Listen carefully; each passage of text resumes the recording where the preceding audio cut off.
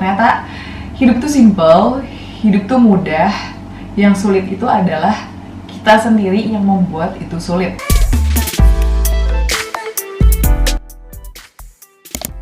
Hai, welcome back to my YouTube channel. Hari ini aku mau ngobrol, jadi mungkin ini bakal sedikit beda sama konten-konten aku sebelumnya. Mungkin akhir-akhir ini aku tuh jarang banget buat upload di YouTube. Karena yang pertama, mager, nggak mager sih sebenarnya, karena kesibukan ya. Terus yang kedua, sebenarnya aku tuh lagi obses banget mempelajari suatu lifestyle. Mungkin ada yang udah follow TikTok aku, boleh di follow dulu di Meiditalk. Nah, di sini aku banyak banget ngomongin tentang minimalis ya, minimalism. Jadi aku tuh sekarang lagi obses buat belajar menjadi seorang minimalis. Kayak, kenapa sih apa ikut-ikutan tren doang gitu? Sebenarnya kalau ditanya seperti itu, I'm really happy kalau misalkan minimalism itu jadi tren, karena menurut aku ini adalah sesuatu yang bagus. Dan kalau misalkan ini jadi tren, so I'm really happy with that. Cuman aku beneran pengen belajar sih gitu. Meskipun sebenarnya dari dulu tuh aku bukan tipe orang yang emang se-clutter itu sih sama beauty product. I really love beauty things dari kecil, bahkan aku udah suka banget makeup-makeupan, aku udah suka banget sama hal-hal yang berbau beauty. Aku juga mendalami tentang itu. Tapi memang aku tipe orangnya yang lumayan medit ya. Kalau mengeluarkan uang tuh pasti aku consider sesuatu berdasarkan perhitungan menurut aku ini worth it apa enggak. Dari dulu memang seperti itu. Cuman sekarang ini aku lebih ingin mendalami, karena menurut aku it's change my life, and I hope with this content aku bisa influence kalian untuk sama-sama belajar menjadi minimalis. Karena menurut aku jadi minimalis buat perempuan itu lebih susah dibandingkan laki-laki. Mungkin udah banyak banget content creator yang terkenal kayak Raditya Dika ya, atau yang lainnya yang udah menjadi minimalis gitu, yang udah terkenal kalau dia itu seorang minimalis. Tapi kalau buat perempuan itu menurut aku lebih susah. Kenapa? Karena kan mindset utama perempuan secara sains pun tuh kita tuh lebih ke hal-hal yang berbau materialistik ya, kayak shopping gitu. Nah, beda sama laki-laki yang memang dia mayority isi pemikirannya itu adalah seks ya. Kalau perempuan kan kita lebih ke shopping. Dan aku juga termasuk orang yang sangat amat memperhatikan penampilan. Jadi shopping itu adalah hal yang sebenarnya sampai sekarang itu menghibur buat perempuan. Siapa sih yang gak suka shopping? Perempuan mana sih yang gak suka shopping? Sehemat-hematnya perempuan pasti suka shopping. Jadi itulah yang menjadi tantangan untuk aku dan mungkin juga buat teman-teman semua. Throwback sedikit, dari mana sih awalnya aku kok kepikiran buat jadi minimalis? Oke, ini tuh sebenarnya berawal saat awal pandemik. Nah, di situ kan kita itu dikasih waktu untuk lebih banyak di rumah karena WFH juga, dan kebetulan waktu itu juga aku awal-awal pandemi itu masih ngekos. Terus lama-kelamaan aku ngerasa kayak terlalu banyak di rumah dan semua tuh bisa dilakukan dari online. Yang mending aku pulang ke rumah aku di Tasik, dan aku literally menghabiskan waktu aku di rumah. Sebenarnya aku sangat grateful dengan momen itu, karena di situ aku banyak banget spend waktu sama keluarga yang mungkin dulu tuh aku jarang banget spend waktu sama keluarga karena aku kan merantau. Terus di situ juga aku jadinya banyak berpikir, aku banyak membaca buku, menonton movie gitu ya.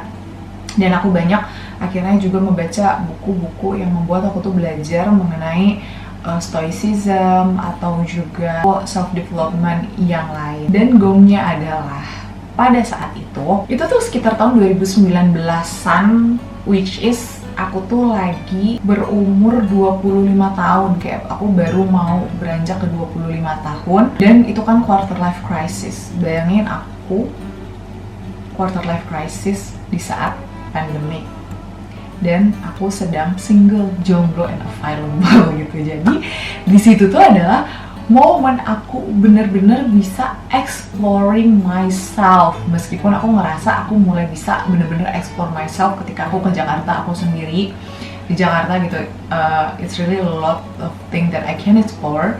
tapi aku lebih bisa mengeksplor diri aku, pemikiran aku, dan aku mendapatkan banyak banget pencerahan dan pembelajaran hidup. Itu adalah di momen itu. Momen-momen quarter life crisis itu adalah ketika kita tuh banyak banget mempertanyakan kayak tentang kehidupan, kayak tujuan kita untuk hidup, esensi kita di kehidupan ini tuh seperti apa, dan lain sebagainya. Dan aku dikasih momen saat pandemik, saat aku tuh bener-bener bisa memikirkan itu.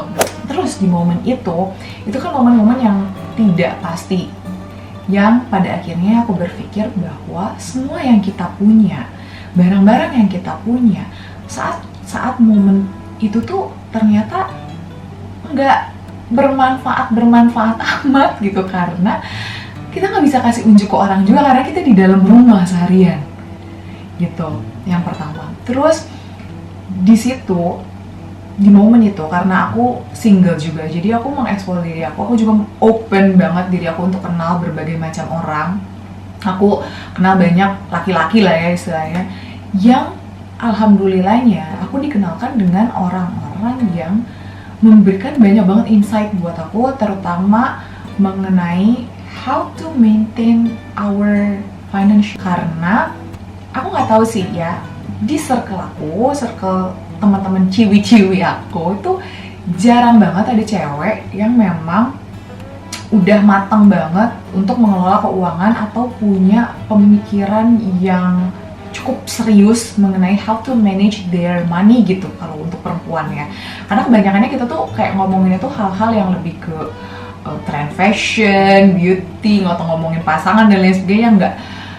Mungkin ada ya, ada perempuan di luar sana yang memang sangat-sangat visioner, yang well educated in financial, of course, banyak.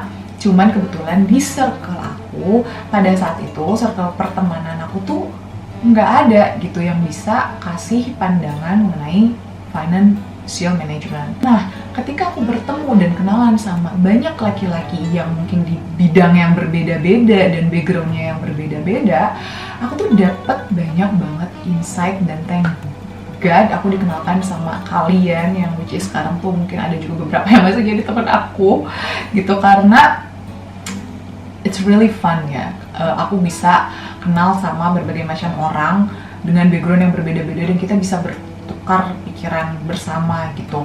Karena mungkin syarat utama aku juga kalau misalkan kenal sama cowok tuh harus dia tuh lebih pintar dari aku sih gitu. Karena nggak tahu, aku suka aja bertukar pikiran, suka aja buat deep talk. Jadi sebercanda apapun orang itu, pasti aku bakal giring ke obrolan yang lebih serius dan mengeksplor tentang kehidupan. Terutama emang itu tuh zaman-zaman kita lagi pandemik gitu, banyak banget hal yang bisa diobrolin gitu kan. Dari situ banyak banget yang bikin aku tuh kayak kegampar banget nih gitu kan tentang masalah keuangan. Karena jujur di momen itu aku tuh masih buta banget sama yang namanya investasi gitu kan, mengelola keuangan. Aku tuh suka nabung ya, aku suka nabung untuk afford sesuatu yang pengen aku beli gitu, karena memang dari dulu juga aku terbiasa untuk membeli sesuatu hal itu dengan uang aku sendiri gitu. Nah, cuman aku belum pernah belajar secara mendalam mengenai investasi gitu, dan aku tuh merasa aku telat banget. Aku baru tahu investasi sekarang karena aku tuh udah berpenghasilan since aku tuh umur 20-an awal tuh aku tuh udah punya penghasilan sendiri. Aku bahkan bayar kuliah sendiri dari zaman kuliah. Pokoknya aku udah bisa afford suatu hal dan aku udah bisa cari uang sendiri lah gitu sebenarnya dari awal umur 20-an. Tapi waktu tuh habis terus karena aku tuh nabung untuk membeli sesuatu. Jadi misalkan aku pengen beli handphone baru, pengen beli iPhone yang terbaru, yaudah aku nabung buat beli itu terus habis. Terus beli laptop baru, nabung untuk itu terus habis. Cuman aku tuh tidak memikirkan bahwa oh ternyata kita tuh harus punya dana darurat, kita harus punya dana pensiun. Nah itu tuh aku nggak punya dan masih buta banget lah. Nah dari mereka tuh aku belajar gitu kan. Terus selain itu juga banyak juga yang akhirnya menyadarkan aku bahwa orang-orang di sekitar kita itu ternyata nggak sepeduli itu loh sama apa yang kita pakai, penampilan kita seperti apa. Kalaupun peduli ya mungkin pas saat itu aja, lama-kelamaan mereka lupa. Ketika misalkan nanti ada masa-masa krisis, ada masa-masa yang tidak stabil gitu ya, yang bisa menolong diri kita itu adalah diri kita sendiri loh gitu. Even orang terdekat pun ya tidak bisa membantu itunya, karena banyak ya mungkin pertemanan, keluarga yang hancur karena masalah duit. Jadi untuk duit ini, untuk masalah manage duit, untuk masalah finansial itu kita tuh bertanggung jawab untuk diri kita sendiri sebenarnya gitu ya. Beruntungnya kamu kalau misalkan kamu berasal dari keluarga yang kaya raya, yang memang sudah disiapkan warisan yang nggak habis-habis gitu. Cuman untuk aku atau untuk teman-teman yang mungkin kita tuh kalangan menengah, yang kita tuh nggak punya loh jaminan masa depan bahwa kita bakal kayak gimana, itu tuh penting banget gitu kan. Terus itu dia tadi balik lagi ke penilaian orang tuh sebenarnya sepeduli-pedulinya mereka. Itu mereka tuh nggak bertanggung jawab itu terhadap masa depan kita gitu, ngerti nggak sih? Jadi kayak kita tuh kan sering banget nih belanja untuk mendapatkan approval dari orang, untuk dinilai baik untuk orang.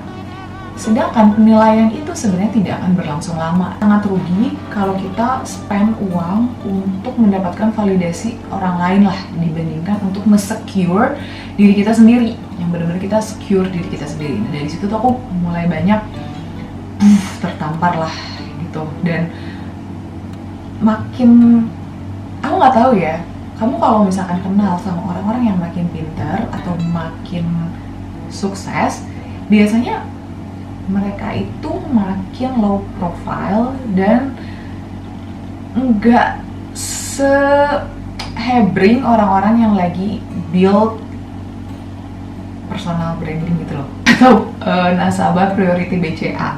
Itu mereka kayak tampilannya tuh seapa adanya itu kan, karena mereka udah nggak peduli sama penilaian orang lain, karena mereka aja udah kaya, itu yang intinya gitu. Jadi sedangkan kalau orang-orang yang seperti kita tuh lebih mementingkan penilaian orang lain dibandingkan our saving gitu.